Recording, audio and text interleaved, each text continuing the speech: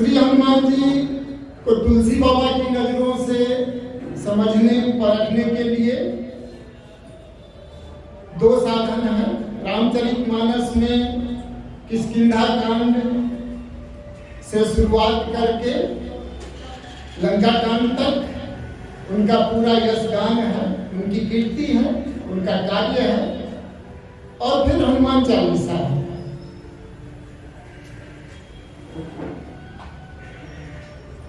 रामचरितमानस आप जानते हैं, बाबा तुलसी जब उन्हें भगवान का दर्शन हो गया हनुमान जी की कृपा से, तो लगभग 2.5 वर्षों तक अथक मेहनत करके रामचरितमानस का कार्य पूरा किया गया। वहां पर लोगों ने कहा, क्योंकि इससे पहले रामचरितमानस से पहले सभी पंडित लोग जिनको संस्कृत का ज्ञान था सिर्फ संस्कृत में ही, जैसे आज पढ़े लिखे होने का मतलब है कि हम सिर्फ अंग्रेजी में रचनाएं करें, अंग्रेजी में बोलें, अंग्रेजी में व्याख्यान दें, तभी हम पढ़े लिखे हैं। और इसलिए तमाम शिक्षण संस्थाएं सब कुछ है। लेकिन बाबा तुलसी ने, चूंकि वो अपने पूर्व जन्म में महर्षि वाल्मीकि थे, उन्होंने रामायण की रचना की। रामचरितमानस को भी आज जनमानस में हम रामचरितमानस को भी रामायण ही कहते हैं, लेकिन रामायण का जो मूल नाम है वो महर्षि वाल्मीकि द्वारा रचित रामायण है। संस्कृत वाङ्मय का बोलबाला था, लेकिन तुलसीदास जी को लगा नहीं, संस्कृत धीरे धीरे अपनी समाप्ति की ओर बढ़ रहा है, तो क्यों ना हम आम जन की भाषा में उन्होंने उठाया। अवधि उनकी मातृभाषा थी। अवधि में रामचरितमानस, हनुमान चालीसा, विनय पत्रिका, कवितावली, दोहावली, जानकी मंगल, रामलला महचू इत्यादि ग्रंथों का उन्होंने रचना किया। हनुमान चालीसा के रचने की जो पृष्ठभूमि है, आइए उस पर हम लोग थोड़ा सा चिंतन कर लें।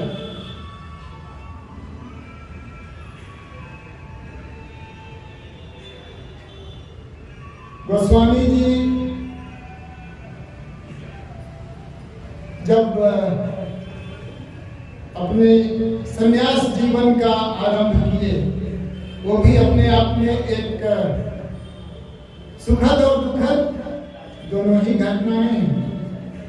सुखद इस सांसारिक जीवन के लिए नहीं, सांसारिक जीवन के लिए दुखद, लेकिन आध्यात्मिक मार्ग पर चलने के लिए सुखद घटना। तुलसीदास जी विवाह के उपरांत जब उनके साले साहब, उनकी धर्मपत्नी रत्नावली को विदाई करा करके अपने गांव ले गए थे। यही सावन भादो का महीना था। अभी आषाढ़ है, सावन भादो में और प्रचंड मूसलाधार बारिश, नदी में तेज तूफान, बाढ़ चारों तरफ। इन चीजों का सामना करते हुए काली अंधेरी रात में तुलसीदास जी सबको, जो नदी में बहते हुए सबको नाव बनाकर और रत्नावली के घर के पास पहुंचकर घर के अंदर प्रवेश करने के लिए सबको रस्सी मानकर उनके घर के अंदर पहुंच गया। रत्नावली चौंकी, ये क्या है? और तुलसीदास जी को उन्होंने इस कदर ज्ञान प्रदान की कि तुलसीदास जी को बात लग गई।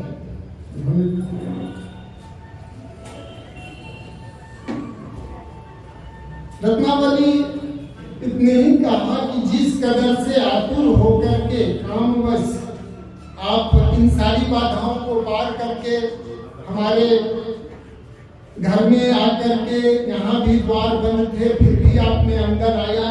इसकी आधी भी तल्लीनता यदि आप भगवान में लगाएं तो आपको भगवान की प्राप्ति हो जाएगी। तुलसीदास जी भी उस समय भगवत कृपा से उस बात को समझा। उन्होंने रत्नावली को गुरु मान करके उनको प्रणाम करके चले आए प्रयागराज में। प्रयागराज में अब वो बहुत ही व्यग्रता से खोजने लगे कि भगवान तक पहुंचा कैसे जाए। बहुत सारे साधन बताए गए थे, उन साधनों को भी करते, राम नाम रटते और होते जाते। हमेशा उनके नयनों से अविरल भावाश्रु का बहाव होता। इस बीच उनकी एक दैनिक क्रिया रही, लोटा जब शौच करने के लिए, जब ये स्वच्छ भारत अभियान का उतना प्रबल जोर नहीं था, तो हमारे जनपदों में खास करके हिंदी प्रदेशों की बात करें या पूरे संपूर्ण भारत की बात करें तो लोटा लेकर के वो शौच जाते थे। उसमें जो जल बच जाता था उस जल को वो नियमित रूप से एक पेड़ के जड़ में डालना शुरू कर दिया। उस पेड़ पर एक प्रेत का निवास था। कुछ दिनों तक निरंतर एक ही क्रिया एक ही समय में करने से सिद्धि प्राप्त होती है। वो प्रेत प्रसन्न हो गया और बाबा तुलसीदास जी से बोले कि मैं आपसे बहुत प्रसन्न हूँ, आपकी जो आज्ञा होगा मैं उसकी पूर्ति करने का प्रयास करूंगा। तुलसीदास जी बोले हमारी तो एक ही ख्वाहिश है, एक ही अभिलाषा है कि हमें राम जी का दर्शन हो। बोला राम जी से तो मैं नहीं दर्शन करवा सकता, लेकिन मैं माध्यम को बता सकता हूँ। किसके माध्यम से आप राम जी तक पहुंचेंगे ये मैं आपको बता सकता हूँ। बोला ठीक है बताओ। बोला कि देखिए हम लोग प्रेत योनि में है, भूत पिशाच निकट नहीं आवे, महावीर जब नाम सुनावे। इसके लिए हम लोग हमेशा उनका जो इटिनरी होता है हनुमान जी का, वो मैं अपने पास रखता हूँ। कहाँ पर वो है कहाँ नहीं है ये बातें मैं जानता हूँ, मैं आपको हनुमान जी से मिलवा दूंगा। बोले ठीक है वो मिलवाओ मुझे। वो कहाँ है? लेकिन यहाँ नहीं, आप काशी में जाओ, वहाँ पर अभी राम कथा चल रही है। उस राम कथा में जो व्यक्ति सबसे पहले आता हो और जो सबसे अंत में जाता हो वही व्यक्ति हनुमान जी हैं। बाबा तुलसी गए, ये सबसे पहले जाने की कोशिश करते। अगर कथा कही गई कि 6 बजे शाम में शुरू होगी तो वो 4 बजे ही पहुंच जाते कि मैं ही पहला व्यक्ति होऊंगा। लेकिन तो पर भी एक कोई व्यक्ति जिसके शरीर से खून और मवाद रिस रहे थे वो दिखता, अंत भी होता। तो सब पंडाल खाली हो गया, घंटों बीत गए। अब कथा चल रही है। 5 दिन कथा में जाने के बाद वो देखते रहे यही व्यक्ति है, इसी का शायद हमें रूप रंग, इनका स्वभाव जो हमें प्रेत से मिला है, यही व्यक्ति होंगे। 5वें दिन की कथा समाप्त हुई। तुलसीदास बोले आज हम भी नहीं जाते, यही व्यक्ति है, इन्हीं को तो पूछूंगा। वो घर बैठे रहे, हनुमान जी उठ कर के आए। अरे बच्चा कथा तो समाप्त हो गई, सब लोग अपने अपने घर चले गए, तुम क्यों नहीं जाते? बोले कि नहीं मैं नहीं जाऊंगा, मुझे भी आज यहीं रहना है। हमें लगता है कि आप हनुमान जी हो, आप जो बाहर से दिखते हो वो तो हो नहीं, आप हनुमान जी हो। आप ये हमें कह दो कि आप हनुमान जी हो और अपना रूप दिखा दो तो फिर मैं चला जाऊंगा। मतलब क्या बचा, कहाँ से ये फरेब की बातें सुन करके आ गए। देखते ही हो मैं गोरी हूँ, मेरे पूरे शरीर अंग अंग गल रहे हैं। तुम मेरे पास आओगे, तुम्हें भी ये छूत की बीमारी लग जाएगी। वो बोले कोई बात नहीं, लगने दीजिए, लेकिन हमें लगता है कि आप ही हनुमान जी हैं। बहुत वाद विवाद, आरजू मिन्नत के बाद कहते हैं कि ठीक है मैं हूँ। उन्होंने दर्शन दिया, वहीं काशी के कथा पंडाल में हनुमान जी उनको दर्शन दिए। दर्शन के बाद तुलसीदास जी उनका जो मुख्य ध्येय था उसकी चर्चा किए कि बाबा आप मुझे राम जी से मिलवाओ। वो कहता है काशी में तो मैं नहीं मिलवा सकता, चलो चित्रकूट, वहां पर हम राम जी से तुमको मिलवा देंगे।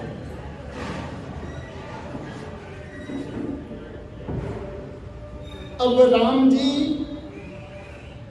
लखनलाल हनुमान जी की प्रेरणा से और तुलसी बाबा की आराधना और इनकी श्रद्धा से वहाँ आते थे, चक्कर लगा के चले जाते थे।